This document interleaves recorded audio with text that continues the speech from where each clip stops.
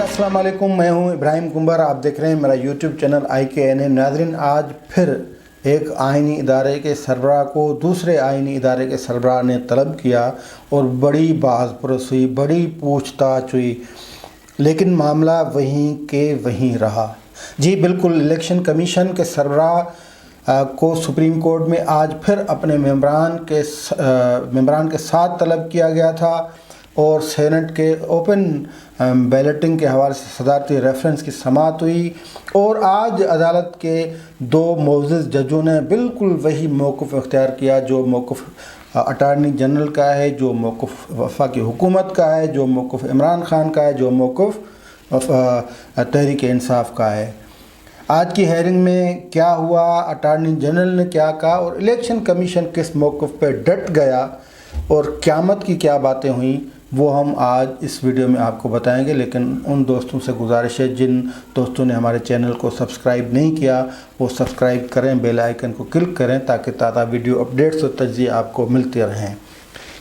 तो नाज़रीन, आज चीफ़ इलेक्शन कमिश्नर फिर अपने मेंबरान के साथ सुप्रीम कोर्ट की तलबी के हुक्म पे पेश हुए। कल ये बात चल रही थी इलेक्शन कमीशन के ज़राए से कि इलेक्शन कमीशन के 3 मेंबरान हैं, उन्होंने ये राय दी है कि चीफ़ इलेक्शन कमिश्नर को सुप्रीम कोर्ट में ज़ाती हैसियत में पेश नहीं होना चाहिए। हालांकि इलेक्शन कमीशन का वकील भी जिसको गुज़िश्ता दिन सुप्रीम कोर्ट ने सुनने से इनकार कर दिया था। चीफ जस्टिस गुलजार अहमद की सरबराही में 5 विकेट लार्जर बेंच ये मामला सुन रहा है और जब चीफ़ इलेक्शन कमिश्नर को तलब किया गया था तो चीफ़ इलेक्शन कमिश्नर अपने मेंबरान के साथ रोस्टरम पे आए और जब उनके इलेक्शन कमीशन के वकील ने कानूनी नकात पे बात करने की कोशिश की तो चीफ़ जस्टिस ने उनको रोक दिया और कहा कि नहीं, हम चीफ़ इलेक्शन कमिश्नर को सुनेंगे। फिर सवालात की एक लंबी कतार शुरू हो गई, एक जज, फिर दूसरा जज, तीसरा, इस तरह चीफ़ इलेक्शन कमिश्नर पर सवालों की मतलब सवाल पे सवाल वो शुरू हो गया। बहरहाल चीफ़ इलेक्शन कमिश्नर उस दिन भी इलेक्शन कमीशन जो सुप्रीम कोर्ट है उसको मुतमईन नहीं कर सके और आज फिर जब उन्हें तलब किया तो आज फिर मुतमईन नहीं कर सके। और मुतमईन न होने का जो उसका भी पस मंज़र है, उसका भी एक कारण है, सबब है। सबब यह है कि चीफ़ इलेक्शन कमिश्नर या इलेक्शन कमीशन ऑफ पाकिस्तान का एक क्लियर कट मौक़िफ़ है जो आज की हेयरिंग में इलेक्शन कमीशन के वकील ने रखा और चीफ़ इलेक्शन कमिश्नर ने ख़ुद रखा। बात बिल्कुल सीधी है। बात यह है कि सेनेट इंतखाबात के हवाले से जो सदारती रेफरेंस है उसमें हुकूमत ये चाहती है कि ओपन बैलेटिंग हो, यानी ऐसी बैलेटिंग हो कि जो मेंबरान के जो वोट हैं वो खुफिया नहीं होने चाहिए और जब हुकूमत चाहे या कोई भी पार्टी चाहे वो इलेक्शन कमीशन से जब ये पूछे कि हमें ये बताया जाए कि हम इनकी इंक्वायरी करना चाहते हैं तो ये हमारे जो पार्टी के मेंबरान है या किसी भी पार्टी के मेंबरान है वो उसने किसे वोट दिया।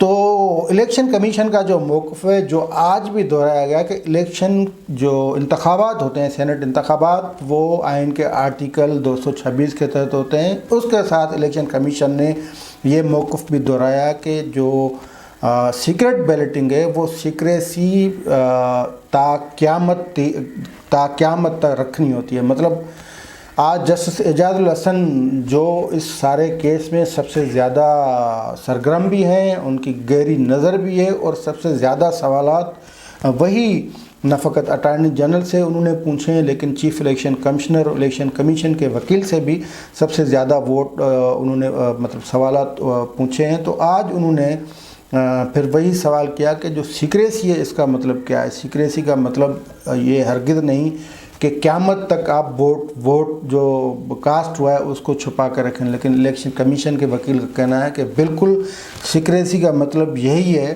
कि वोट फ़कत जो कास्ट होता है वो कास्टिंग के दौरान भी सीक्रेट हो और कास्टिंग के बाद भी सीक्रेट हो। और ये बिल्कुल वोट की जो ओपन जो वोटिंग है या उसको ज़ाहिर करना है वो कानून उसकी इजाज़त नहीं देता, इसलिए आपको आइन में तरमीम करना पड़ेगी। लेकिन दूसरी तरफ सुप्रीम कोर्ट के मोअज़्ज़ज़ जज का ये मौक़िफ़ था कि ये बिल्कुल ना आइन में लिखा हुआ है ना अदालती फ़ैसलों में लिखा है कि जो वोट की सीक्रेसी होगी वो क़यामत यानी मुकम्मल तौर पे सीक्रेट होगा और कभी भी ज़ाहिर नहीं हो सकेगा। इसी पे मामला चलते रहे الیکشن کمیشن نے اپنی رپورٹ دی. اس رپورٹ میں انہوں نے کہا کہ ہم نے اپنے قوانین ہیں ان کے تحت مختلف اقدامات اٹھائے ہیں, ویجیلنس کمیٹیاں قائم کی گئی ہیں, شکایتی مراکز قائم کیے گئے ہیں, اور اس طرح مختلف افسران جو ہیں وہ ان کو بٹھایا گیا ہے کہ وہ یہ سارا معاملات کو دیکھیں. تو اس پہ پھر بحث ہوا, اور چیف جسٹس گلزار احمد نے کہا کہ جو کرپشن کے اقدامات روکنے کے حوالے سے وہ آپ تو قانون سے ہمیں بتا رہے ہیں, لیکن آپ آج پھر گہرائی کا معاملہ آیا. چیف جسٹس نے کہا کہ آپ گہرائی سے اس معاملے کو وہ نہیں دیکھ رہے ہیں.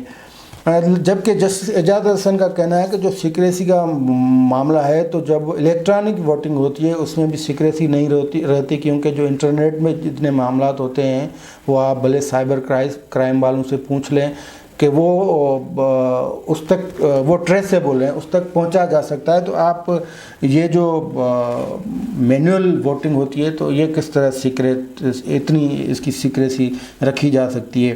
جسٹس مشیر عالم جو بھی اس بینچ کا حصہ تھے انہوں نے بھی کہا کہ سیکریسی جو ہے ووٹ کی سیکریسی اس کو خفیہ رکھنا وہ الیکشن ایکٹ میں ضرور موجود ہے, لیکن سوال یہ ہے کہ وہ کب تک سیکریٹ ہونا چاہیے. تو اس پہ پھر الیکشن کمیشن نے یہی موقف اختیار کیا کہ وہ سیکریسی کا مطلب مطلب سیکریسی کا مطلب ہے کہ ہمیشہ کے لیے سیکریسی ہو. سیکریسی کا یہ مطلب نہیں کہ آج ووٹر نے ووٹ دیا کل آپ اس کے کوئی آ کے ہم سے کوئی معلوم کرے کہ بتائیں کہ کس نے کس کو ووٹ دیا. یہ تو کہیں بھی نہیں ہوتا. یہ بات گزشتہ دن بھی ہوئی تھی, اور چیف الیکشن کمشنر نے کہا کہ جب ریٹرننگ آفیسر یا کسی حلقے کو کھولتے ہیں, ووٹ ان کے کھولتے ہیں, تو ان کے بھی ووٹوں پہ سے یہ پتہ نہیں چلتا کہ یہ ووٹ کس کا ہے. تو یہاں سپریم کورٹ کا سارا جو خیال ہے وہ سپریم کورٹ کے جو معزز جج ہیں ان کا یہ کہنا ہے کہ جو آپ یہ کر دیں کہ بھئی یہ ووٹ کس نے کس کو دیا ہے, تو اس پہ الیکشن کمیشن راضی نہیں ہوا. دوسری اہم بات یہ ہے کہ جو پارٹی تناسب جو صوبائی اسمبلی میں اس تناسب سے جو سیٹیں آتی ہیں سینٹ میں, اس پہ اہم سوال اٹھا تھا, اور یہ وہی سوال ہے جس کے بنیاد پہ یہ صدارتی ریفرنس آیا, جس کے بنیاد پہ الیکشن ایکٹ کا آرڈیننس آیا, جس کے بنیاد پہ اعلانات ہوئے, اور جس کے بنیاد پہ کئی معاملات جو ہیں وہ ہوئے ہیں, اور جس کی بنیاد پہ عمران خان اپنے جو ممبران ہیں ان سے ملاقاتیں کر رہے ہیں, اور وہی بنیاد ہے جس کے بنیاد پہ تحریک انصاف تھوڑی گھبرائی ہوئی ہے. اور وہ یہ کہ جتنے جس کے ووٹ صوبائی اسمبلی میں ہیں اس کے اتنے ہی ممبر سینٹ میں آنے چاہیے. یہ بات ویسے تو ٹھیک ہے, لیکن پھر اس کے پیچھے بھی جانا پڑے گا نا. پھر اس کے پیچھے اس طرح جانا پڑے گا کہ جتنے اپوزیشن کے سینٹ میں ممبران ہیں, پھر اس تناسب سے صادق سنجرانی کے خلاف عدم اعتماد کی تحریک کیسے ناکام ہوئی, پھر اس ناکامی کے پیچھے کون ہے, پھر کون سے ممبران تھے جنہوں نے خفیہ بیلٹنگ کے ذریعے صادق سنجرانی کے حق میں ووٹ دیا, اور ان کے اسباب کیا تھے, ان کو کہاں سے فون آئے تھے, ان کو کہاں سے رابطے ہوئے تھے, ان کو کہاں سے میسیجز اور پیغامات ملے تھے, پھر کون سے ادارے تھے جو صادق سنجرانی کے عدم اعتماد والی جو ووٹنگ تھی, عدم اعتماد والی جو تحریک تھی, اس کو ناکام بنانے کے لیے سرگرم ہوئے تھے. پھر سپریم کورٹ کو یہ سوال پوچھنے چاہیے حکومت سے کہ آپ بتائیں کہ عدم اعتماد کی تحریک آپ نے کس طرح ناکام بنوائی. یہ پھر تفصیلات ہونے چاہیے, اور پھر اس کے علاوہ پھر یہ بھی معلومات ہونی چاہیے کہ یہ جو 2018 کے سینٹ کے انتخابات تھے اس میں پی ٹی آئی کے جو ممبران نے پیسے لیے تھے وہ کیسے لیے تھے, کس سے لیے تھے, کہاں سے لیے تھے, یہ اسکیم کس نے بنائی تھی, کہاں یہ سارا مینیج ہوا تھا. پھر پیپلز پارٹی یا پی ٹی آئی کے مابین جو معاملات طے ہوئے تھے وہ اس کا جو ماسٹر مائنڈ کون تھا, وہ کس کی نگرانی میں یہ پیکیج بنا تھا. یہ سارے سوالات ہیں, لیکن وہ سوالات نہیں اٹھے. جسٹس اعجاز الحسن نے کلیئر کٹ کہا کہ جس کے جتنے بھی جس پارٹی کے, اس نے پارٹی کا نام تو نہیں لیا, لیکن یہ تو تحریک انصاف کا مطالبہ ہے کہ ہمیں اتنی ملنے چاہیے ووٹ جتنے ہمارے صوبائی اسمبلی میں ممبران. لیکن یہ بات نہیں بنتی. بات اس لیے نہیں بنتی کہ تحریک انصاف نے اپنے ممبران کی مالکی نہیں کی, اپنے ممبران کی اونرشپ انہوں نے نہیں لی, اپنے ممبران کے مسائل نہیں سنے, اور اس کے علاوہ جو اتحادی ہیں ان کے مسائل اپنے ہیں, اختلافات اپنے ہیں. تو یہ تو ایک